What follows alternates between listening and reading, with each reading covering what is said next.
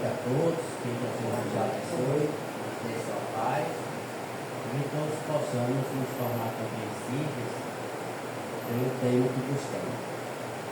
Falar de Dona Ivone e Dona Amaral Pereira, que é um grupo, como diz a federação, uma efeméride espírita, pouco conhecida. Ela não teve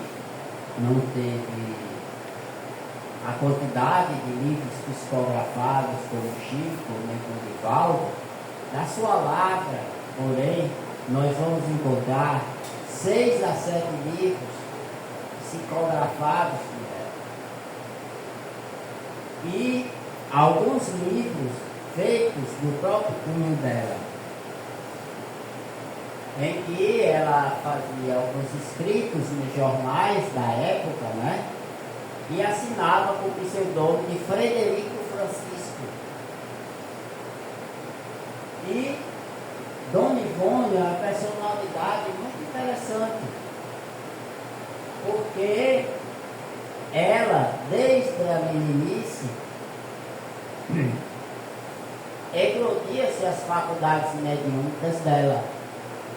E então Dona Ivone vai ser narrada em todos os livros dela, principalmente eu considero o clássico dela, que é a trilogia dela, que é Nas Voragens do Pecado, Os Cavaleiros dos Números e o Gama da Bretanha, que são 3 livros que foram inicialmente psicografados de trás para frente. E então ele começou no Gama da Bretanha, depois Seus Cavaleiros dos Números e o último é o Nas Voragens do Pecado. Mas a sequência para se ler é justamente começando Nas Voragens do Pecado. Que é um livro fantástico. E sem falar naturalmente do clássico, né? O Memórias do Suicida, que foi recebido por ela, pelo espírito de Camilo Monteiro, que é o pseudônimo do escritor português Camilo Castelo Branco. Eu me lembro que na minha juventude, e há mais de muito tempo, eu fui obrigado a ler Camilo Castelo Branco num dos seus livros, que era Amor de Perdição. Então ele narrava a história do personagem e tudo. E então Dona Ivone do Amaral Pereira, quando ela começou, ela nasceu numa vilazinha do Rio de Janeiro, e quando ela começou, as faculdades mediúnicas, ela começava a ver espíritos desde pequena, com seus 3, 4 anos, e ela vinha com um arcabouço muito grande das vidas passadas dela. Esse arcabouço que ela tinha vindo, muito grande. Por quê? Porque Dona Ivone, nas suas existências passadas, ela foi suicida 3 vezes. Cometeu suicídio 3 vezes. Foi uma pessoa que não se preocupou com as ligações familiares, né? Ela não se preocupou com as ligações familiares. E quem leu Memórias do Suicida vai encontrar um personagem muito interessante lá, o médico espanhol Roberto de Canarrevas, que é justamente o grande amor da vida de Dona Ivone. Roberto é o autor principal desses livros que eu falei da trilogia. Ele começou a psicografar os livros pelas faculdades de Dona Ivone. Só que o que acontece? Ele tem que reencarnar e deixa a obra incompleta. E então, nesse sentido, nesse arcabouço, nós vamos encontrar Dona Ivone chegando ao Brasil sem nenhum vínculo espiritual. Os vínculos dela estavam todos na Europa. Ela não tinha nenhum vínculo com os pais, que naqueles instantes doaram o corpo dela para que ela viesse exercer a mediunidade na pátria do Cruzeiro. Então ela não tinha nenhum vínculo. E ela vem com todo esse arcabouço de vidas passadas, quando ela era uma pessoa de muitas posses. Ela detinha muitas posses, fazia parte da sociedade e detinha muitas posses. E então ela, naquele instante, criança ainda, né? Ela olhava para o pai dela e dizia: o senhor não é meu pai, não. Cadê meu pai? E ela dizia: cadê meus vestidos de seda, minhas carruagens? Cadê? Eu não posso andar com esses trapos que a senhora me veste. Eu tenho que andar com os meus vestidos de seda. Você não é meu pai. Meu pai é aquele que está sentado ali na cadeira. Havia uma cadeira de balanço muito comum na década de 20, 30 no Brasil, aquelas cadeiras de balanço. Ele disse: meu pai é aquele que está sentado ali. E ela contava, só que a cadeira estava vazia. Quem estava lá? O mentor espiritual dela, que vai acompanhar Ivone durante toda a sua trajetória mediúnica. O espírito Charles, que em uma das suas reencarnações foi o pai dela. E então ela traz esse arcabouço todinho dessas reencarnações, ainda muito jovem. Ela via e conversava com os espíritos nesses instantes. E então manifestaria-se com 8 anos de idade outra capacidade mediúnica que Dona Ivone vai ressaltar. E nós vamos encontrar nesse contexto, no Livro dos Espíritos, no seu capítulo 8, né? No seu capítulo 8, da segunda parte, do Mundo Espírita ou dos Espíritos, quando Allan Kardec vai fazer um estudo muito propício sobre a emancipação da alma. O que ele vai falar é emancipação da alma? É quando o espírito, ao adormecer, desveste-se do corpo físico e vai entrar em contato com aqueles que estão no plano espiritual.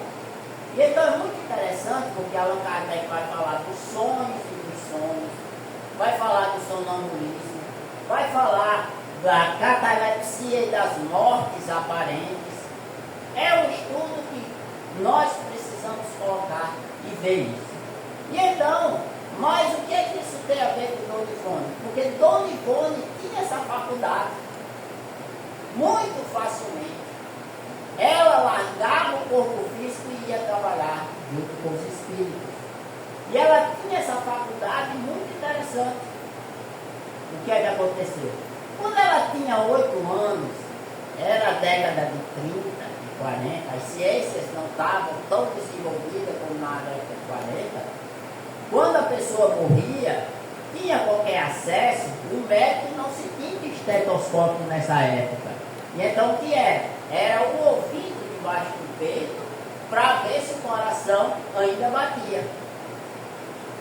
E naquela vila afastada do Rio de Janeiro, no estado do Rio de Janeiro, não havia médico, havia um farmacêutico que fazia as expensas de médico, né? Naquele tempo. Era o farmacêutico, você ia lá na farmácia, ele passava o remédio, mandava fazer. Era muito comum naquela época se usar a homeopatia, né? Se fazia e tal, o remédio, e dava para a pessoa tomar. E então, naquelas vias, era o farmacêutico. E Dona Ivone tem um acesso de tosse e para de respirar. Já concernente de uma reencarnação dela, em que ela cometeu suicídio ao se jogar de um penhasco e passou por todo aquele processo de dor.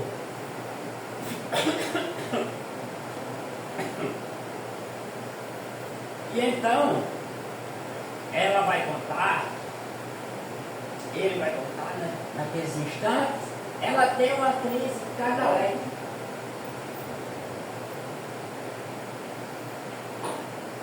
Ela tem uma crise catalética.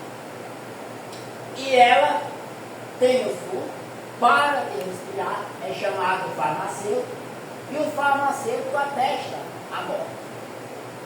Só que Dona Ivone estava com a crise catalética, onde o que é que acontece? Todas as funções do corpo físico ficam adormecidas e é impossível você ver. Então ela acompanharia essas crises catalepsia dela muito grande. E então ela ficou e foi dada como morta. Colocaram um vestido nela, todo aquele coisa. Ela tinha 8 anos, era uma menina de 8 anos. Colocaram o vestido, foram atrás do caixão, preparar o caixão para uma menina de 8 anos, né? E a mãe dela, que tinha muita fé, e era muito devota. A mãe dela era católica, mas o pai dela era espírita. E muito católica, a mãe dela. E ela tinha um nicho que a gente chama, é o santuário, né? E ela estava lá, que ela fazia as orações dela. E ela entrou nesse nicho e não conformada com a morte da filha de 8 anos, que foi atestada, e então ela foi lá no nicho, começou a orar para Maria de Nazaré e disse: minha mãe, se a senhora trouxer minha filha de volta, ela é da senhora para a senhora fazer o que quiser com ela.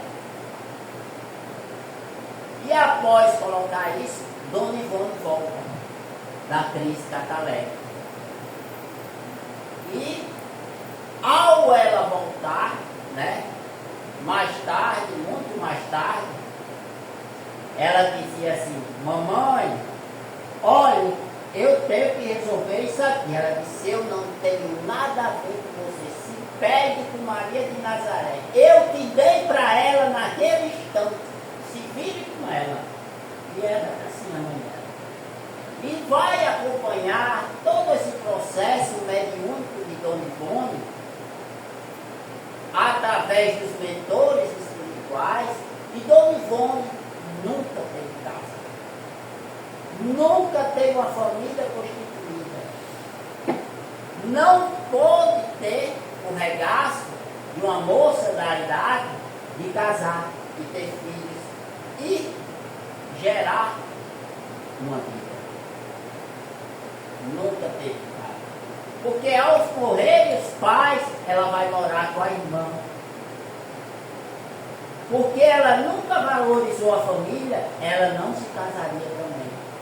Nessa reencarnação não estava previsto dela. E então ela, o que é que acontecia? Ela morava com a irmã. E o esposo da irmã, que era caixeiro viajante. Naquele tempo, o caixeiro viajante era aquele que andava de cidade em cidade, batendo em porta e vendendo. Olha, eu tenho isso aqui para vender, só quer comprar e tudo e tal. E a profissão dele era essa. E Dona Ivone não tinha pouso certo, porque ela andava de porta em porta com ela. Por quê? Porque o caixeiro ia, se mudava, passava 6 meses na cidade e ela ia junto. Passava mais 6 meses na outra cidade e ela ia junto. E então Dona Ivone vai aparecer nas colocações. O primeiro livro mediúnico de Dona Ivone foi Memórias de um Suicida, que ela recebeu pelo espírito Camilo Monteiro. E ele vai narrar todo o processo que ele passou no plano do suicídio, no plano espiritual, os estudos feitos depois. E na verdade são 3 personagens que desfilam ali pelo Memória do Suicida. E é muito interessante o livro Dona Ivone, porque papel naquele tempo era muito caro. Hoje inventar, né? Você imagina naquele tempo, na década de 40. Então você não tinha acesso a livros. Os livros eram caros, porque eram só as elites culturais que liam. Então não tinha acesso. E papel pior ainda. E então o que é que Dom Ivone fazia? Os mais velhos devem se lembrar quando a gente ia comprar pão e via embrulhado naquele papel róseo, papel de embrulho e tal. E o que é que ela fazia? Ela pegava o papel, metia numa folha e cortava. Ela fazia o coisa de uma folha de uma resma, o tamanho de uma folha, e cortava e passava o ferro para que os espíritos pudessem usar as faculdades mediúnicas dela, porque ela não tinha dinheiro para comprar papel.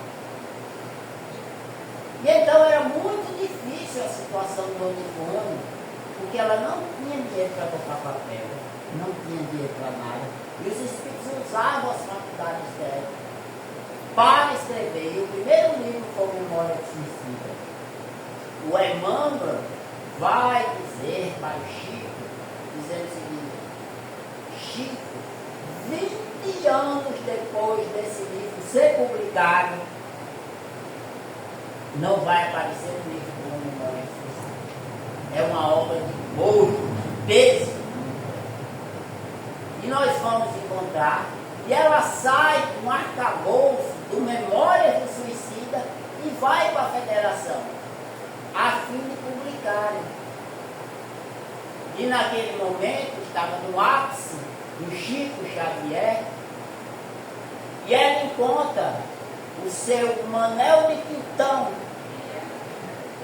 nas escadarias da federação. Nesse tempo, a federação funcionava no Rio de Janeiro, na Avenida Passos, em frente aonde funcionava o Tesouro Nacional. E ela sobe as escadas da federação e diz: olha, eu tenho aqui um livro, queria ver que vocês dessem uma olhada. E o Manuel Quintão diz: não, nós não estamos recebendo livro, só o de Chico. E ele só publicava o livro de Chico na federação. E ela pega aqueles escritos do Memórias do Suicida e guarda e toca na gaveta. Eu vejo por aí, acompanho algumas coisas, vejo médios, 1 mês, 2, 6 meses, querendo publicar livros. O Memórias de Suicida de Dona Ivone ficou 20 anos guardados numa gaveta. Os senhores sabem o que é você ficar com a obra 20 anos guardada na gaveta? Para via lume. E ela, certa feita, viu o livro guardado e disse assim: já que eu não vou publicar, não serve para nada, eu vou tocar fogo. Na hora que ela ia tocar fogo no livro, Leon Denis segura a mão dela, o apóstolo do Espiritismo francês, Leon Denis diz: eu vou colocar o contexto todo doutrinário no livro Memórias do Suicida para a gente publicar. Porque até então, o Memórias do Suicida era um livro só de memórias. Não tinha conteúdo doutrinário, espírita. Não, ele era um livro de memórias que o Camilo Monteiro foi escrevendo. E ele começa a repaginar o Memórias do Suicida como um livro doutrinário. E a federação, muito mais frente, na década de 50, publica. E então, outro livro fantástico pelas faculdades de Dona Ivone é justamente a teologia dela. E Dona Ivone tinha uma forma muito peculiar de psicografar. E nessa questão da emancipação para a alma, que ela tinha esse processo muito fácil de emancipar-se, os espíritos espíritos chamavam ela e ela deixava o corpo físico ali naquele instante momentâneo, ainda que ia trabalhar no plano espiritual com os benfeitores espirituais. E o Charles tinha uma modalidade muito interessante.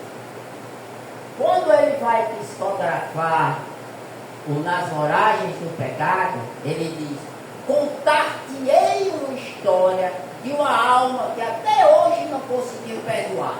Vem! Ele dizia: vem. Ela largava o corpo físico e ia lá. E Charles, ao chegar ao plano espiritual, levava ela para uma região do plano espiritual e projetava as imagens de todo aquele drama que se desenrolaria na noite de São Bartolomeu e terminaria na Bretanha no século XVII e XVIII. E então ele vai contar a história todinha. E Charles, quando ia transferir para o papel, se tornava mais fácil, porque ela contava, relembrava os fatos que seguiam.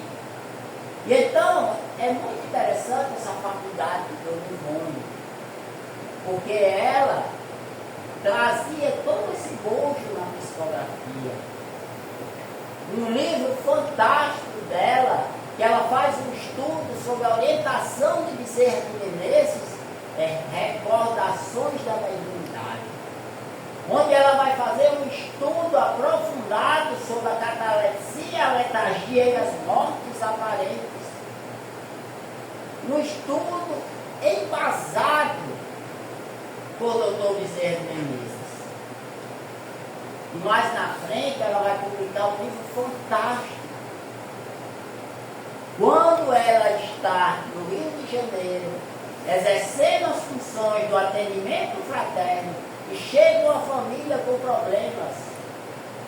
O pai, o irmão já havia dado um desfalque no banco e tinha cometido suicídio.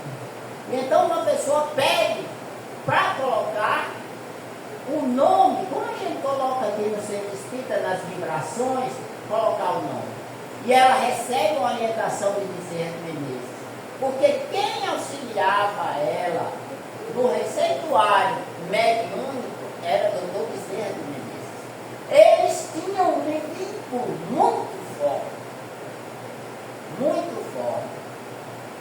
Nós vamos encontrar o Dr. Bezerra nessa trajetória dela de Ivone, nesses 3 livros da trilogia.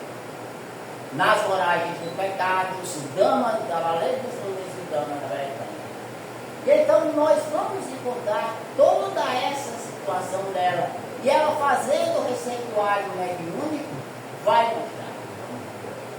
Nesse livro espetacular, que é o Dama da Bretanha, ele vai contar a história de uma família de judeus que persegue outra por 400 anos. O livro é Damas da Obsessão.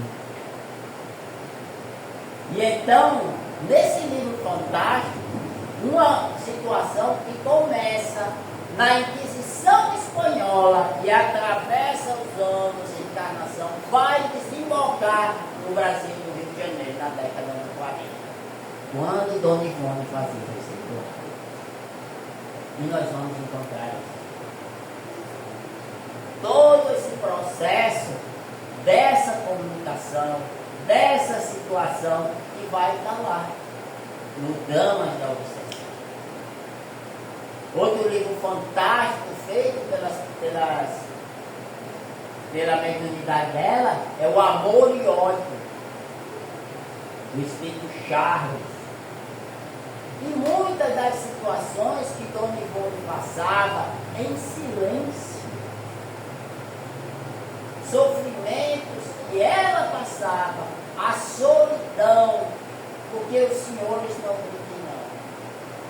Você já pensou você ficar na solidão, só tem companhia, seres intangíveis, que não podem, não tem corpo, não tem nada, só tem um abraço. Você não consegue, você vê as outras pessoas tudo, mas o abraço você não consegue. O Chico passava isso por Emmanuel. Porque o Emmanuel era o companheiro de todas as horas do Chico. Era o professor abnegado. O Emmanuel, o Chico, fala muito disso. Que o Emmanuel, para ele, foi um professor muito abnegado. E então nós vamos ver que Dona Ivone passava por isso. O Divaldo passava por isso. E então são aquelas situações que você ela terminava os afazeres domésticos e ia para o quarto dela, onde ela recebia as orientações dos espíritos benfeitores, como Bezerra de Menezes, Charles e outras entidades, né? E então Dona Ivone vai, nesse momento, nesse livro dela, Damas da Obsessão, que é um livro fantástico, fantástico. Damas da Obsessão, e 2 livros, quando ela vai narrar as emancipações dela, que é Recordações da Mediunidade e no Invisível. Então ela vai narrar os desdobramentos dela, da mediunidade dela de desdobrar-se. Muitas vezes, nas famosas reuniões mediúnicas de Lavras, no Rio de Janeiro, Dona Ivone estava servindo de médium e os espíritos ficavam auxiliando ela no corpo e ela ajudando os espíritos a socorrer os espíritos infelizes do outro lado da reunião mediúnica. Ela tinha um grau de emancipação tão grande que chegava ao corpo dela apodrecer. Ficavam as manchas violáceas, roxas, como a gente diz aqui no Nordeste, o estado de decomposição. Tal era a profundez do transe mediúnico. E em determinada situação que ela estava numa crise muito existencial, muito forte, de sofrimento, e como o Espírito Emmanuel diz, a mente sabe o que é certo, mas o corpo não. Fazia 5 dias que ela não se alimentava direito, faltando, passando necessidade, a fome batendo, e ela estava dando uma volta pelo Rio de Janeiro, e um rapaz muito galante, e Dona Ivone era uma moça muito bonita nessa época, muito galante, e perguntou se ela não aceitaria o jantar com ela. E foi aquele negócio assim, caiu a luva na mão. Muito tempo que não comia, e ela aceitou. E ao jantar do rapaz, disse, pronto, a gente vai jantar em restaurante tal, nesse horário, e a senhora pode me encontrar, eu estarei esperando lá pela senhora. Muito bem. Para quem não comia 5 anos, né, um 0800 desses, né, 5 meses, 5 dias, e ela foi, se aprontou. Quando ela chegou na porta, quem estava lá esperando por ela?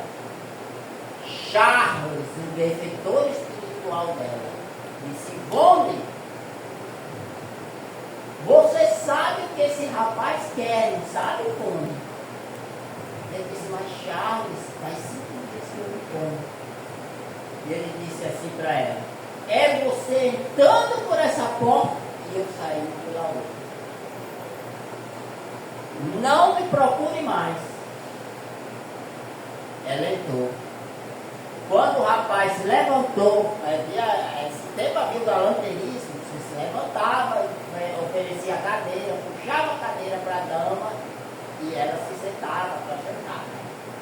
Então, quando ela chegou, ele se levantou. Quando ele se levantou, ela disse o seguinte, eu quero te agradecer pelo convite. Mas infelizmente eu não posso ficar. Eu tenho outro compromisso. E deu as costas para o rapaz se virou por Deus. E foi receber as instruções do prefeitor e patrocinava. O Fome continuou a jornada. Dona Ivone tinha um caderninho. E então ela costumava abrir os jornais como se fosse para abrir. A gente abre os jornais e vê a notícia, fala mal do governo, fala mal disso, ai, fulano está vendo. Ela não. Ela procurava as páginas policiais. Fulaninho cometeu suicídio. Ela colocava o nome de fulaninho, se reportava a coisa, colocava o nome desse fulaninho no caderninho dela. Fulano matou-se com 3 tiros. Ela colocava o nome da vítima e o do assassino. E assim ela fazia. Toda noite ela orava por essas pessoas. Um caderninho de oração. Para lembrar daquelas pessoas mais aflitas. Bezerra de Menezes chamava as pessoas em aflições dos filhos do Calvário. E assim ela denominava os filhos do Calvário, que estavam órfãos, porque ninguém era. E ela vai receber vários livros, mais 2 de uma personalidade da literatura russa, Leon Tolstói, o célebre que escreveu Ana Karenina. E os mais velhos vão conhecer o filme de Ana Karenina, se tornou muito famoso na década de 30 e de 40, junto com o Dr. Givago, ainda sou do tempo do Dr. Givago, eu peguei gosto, porque ele teve ali. Então ficou muito célebre, porque no final a jovem cometia suicídio por amor, se matava por amor. Então ficava muito célebre, ficou muito célebre, inclusive várias jovens, ao lerem o livro de Leon Tolstói, Ana Karenina, imitaram o gesto da jovem morrendo por amor, cometendo suicídio.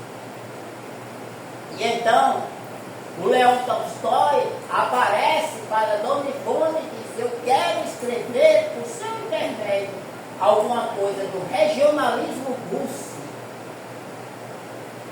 O regionalismo russo, ela disse, mas eu não sei como você vai escrever, porque eu não tenho nenhuma faculdade. Eu não tenho faculdade. É muito difícil você escrever regionalismo, porque são frases explícitas, incomuns, né?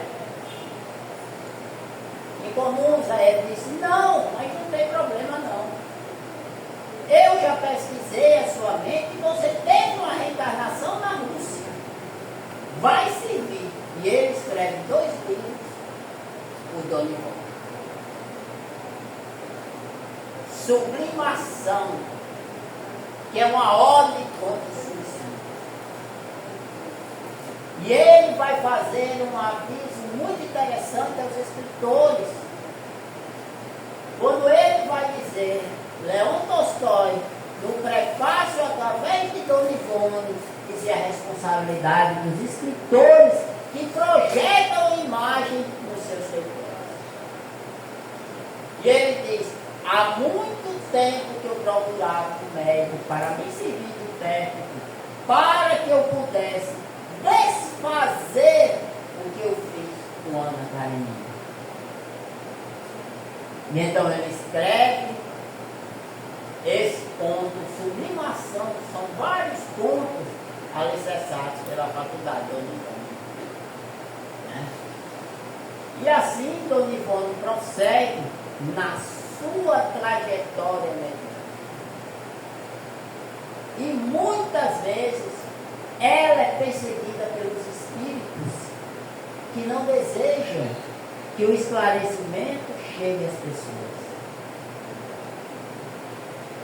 Muitas vezes acontece isso. Não são poucas, mas são muitas. E Dona Ivone prossegue, quando ela vai escrever vários textos, ela tinha um amor muito grande pela juventude brasileira. E ela dedica um livro à juventude, chamado A Tragédia de Santa Maria, que é uma tragédia que ocorre numa fazenda, narrada pelo espírito Bezerra de Menezes, que ele vai contar a história da tragédia de Santa Maria e o desenlace que acontece no Brasil, de todos esses personagens. E então, falar de Dona Ivone nesse pouco tempo, muito pouco. É um seminário, assim, daria um seminário para a gente contar todos os livros dela, as vidas dela. E o grande amor da vida dela, que foi Roberto Camargo. Roberto, no século XVII, XVIII, ele pesquisava, era muito comum naquele tempo, a tuberculose. E ele pesquisava o chamado hoje bacilo de Koch. Ele era um médico espanhol, né? E fazia pesquisas sobre esse bacilo para tentar encontrar a cura da tuberculose. E ele era casado com Dona Ivone, numa das reencarnações, e tinha uma filhinha linda. Mas Dona Ivone resolve sair por outro caminho, abandonar a família. Ela abandona Roberto, a filha, e vai para os salões, numa vida de aventura extraordinária. Roberto, que amava muito a filha, e amava mais ainda Dona Ivone, naquele tempo, então ele decide. E quando ele vê, a filha pega a tuberculose e morre. A dor de Roberto é tão grande pela filha que ele não aguenta. Sem nenhum sustentáculo, a amada dele que desabou foi-se embora, evita-se se aventurar por aí. Quando a filha morre, ele acaba de enterrar, ele pula do precipício e comete o suicídio. Anos mais tarde, Dona Ivone volta ao lar. Não encontra a filha, não encontra o amado para pedir perdão. E ela não aguenta e pula do precipício também. E então Dona Ivone vem marcada por três vezes suicida. E ela tinha um vínculo muito grande com determinadas entidades como essas. E quando ela pula, né? E ela reencarna no Brasil em toda essa tarefa da mediunidade. Dona Ivone foi uma pessoa que transcendeu a mediunidade. Todo esse problema ela transcendeu, conseguiu se de uma parte todinha. Não teve casa, não teve o amor da vida dela, e eles estavam separados. O Roberto fica na areia, ela no encarnado e ele no plano espiritual.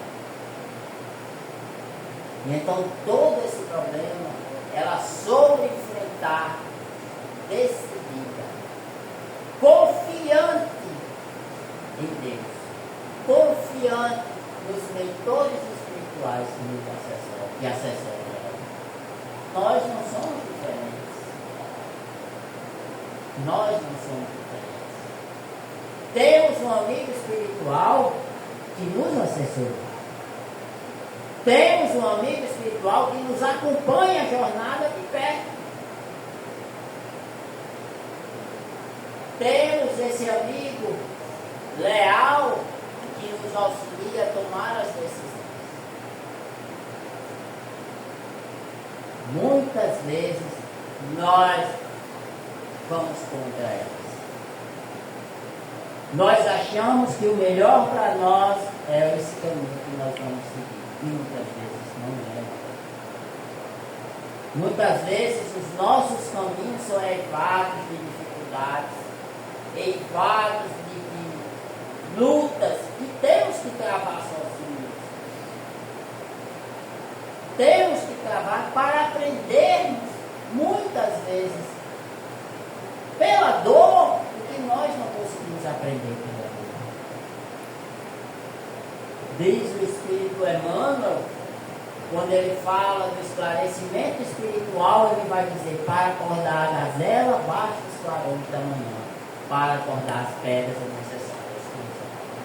Então, nós muitas vezes precisamos desse chacoalhão que a espiritualidade nos dá, para que nós possamos acordar e vermos que várias situações que nos veio ao encontro são benéficas para a nossa alma. São coisas que nós devemos aprender e que muitas vezes nós não conseguimos ser. Que Jesus nos abençoe e nos dê